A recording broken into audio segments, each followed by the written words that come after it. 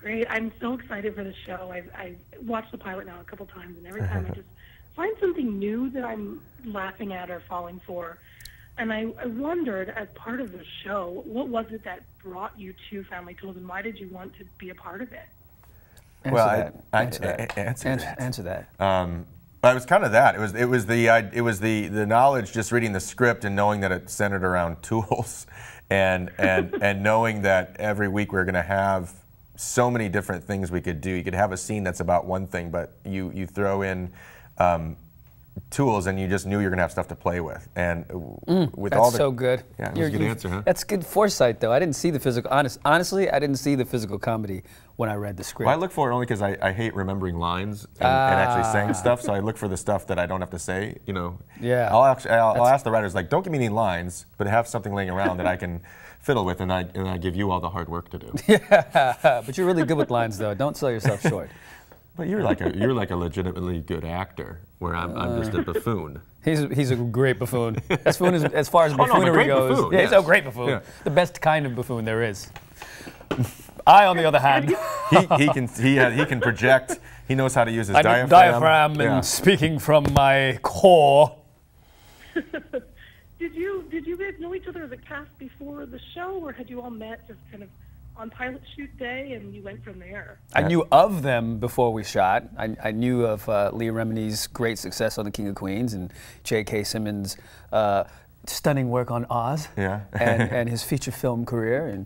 And when I read with him, I had seen him in a couple movies and I thought he was amazing. And then when I read with him, I said, I can't wait to work with him. And you didn't let me down, buddy. Oh, thanks, man. You were excellent. Thanks, buddy. You too, man. I must get that money. Oh yeah, that's right. Thanks for saying that. For sure. I owe you on the next one. So, did you get a chance to? And I read an interview that someone gave that there was some ad-libbing on set. You got a chance to kind of feel your characters out. Was that throughout the process, or was that just at the beginning? How did the script to ad-lib kind of ratio go? Well, when I read the script, I laughed out loud at what was written on the page. So that's one of the reasons why I wanted to do the job, was because it read funny, and I just wanted to be a part of that. So the words are already there, but as far as ad-libbing, I was marveling at this guy's ability to take what's already funny on the page and make it funnier by adding his personality. And it was like a little seminar, Kyle. And often I would have seminars that I would make the cast go to. And he charged us $29.99. Yeah, there was a correspondence course they could take. I mean that stuff. Yeah, it's already written well, and then you kind of get what's written, and then if you have some time, you play around with it. And like I said, you have tools laying around, and you have these situations that are already funny in themselves. And you kind of want to live in those situations. And we had one episode where we got to kind of demolish an entire room, and water's coming out of the pipes, and fires are starting. And when you're in there, you want to it's like a playground, and you want to kind of stay in there as long as you can.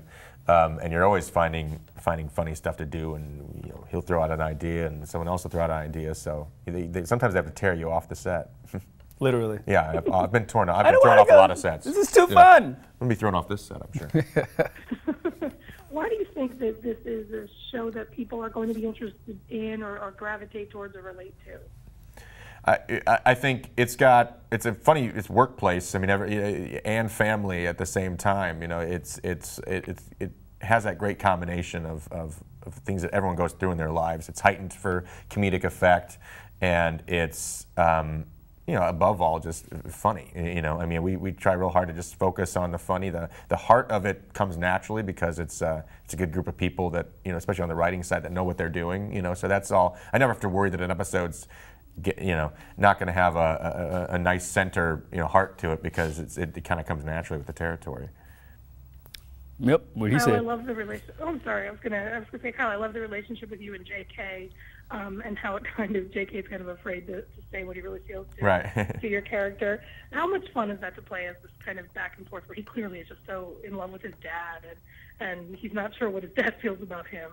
It's really fun because you get to really put yourself out there and get slammed every scene and every week, and it's kind of fun to jump off that cliff and see in which new way he's going to slam you, and then of course the show surprises you, and he'll move this way when you think he's going to move that way. I mean, J.K. is an expert at at subtlety and changing up his delivery, and so from just sort of an actor's point of view, it was fun, and then getting the scene across was equally fun and dynamic and surprising. And every week you read it, that there's going to be, they got kind of the same kind of slam down with a new flavor to it. Slam down. What? We're going to call the show Slam Down. Slam down. Formerly Family Tools. Here. Yeah. What are some words or some teases that you can give that, out of context might not make sense, but are going to really get people to watch? Like you mentioned fires and water shooting everywhere. Like, what are some things you could tease about why people should tune in? Fires, water shooting, hammers, kissing. Kissing. Don't read into that or do you? Yeah, that's a good tease. So you never know. Tease, yeah. Cliffhanger endings. Tools and family. Tools. That's hilarious. You sometimes Tools don't want to combine those family. things. Prodigal Son Returns. There he goes. He's still going, ladies and gentlemen. He's still coming up with them. Not that they were amazing words. Tools and family was quite brilliant. Well, thank you guys so much. I look forward to the show.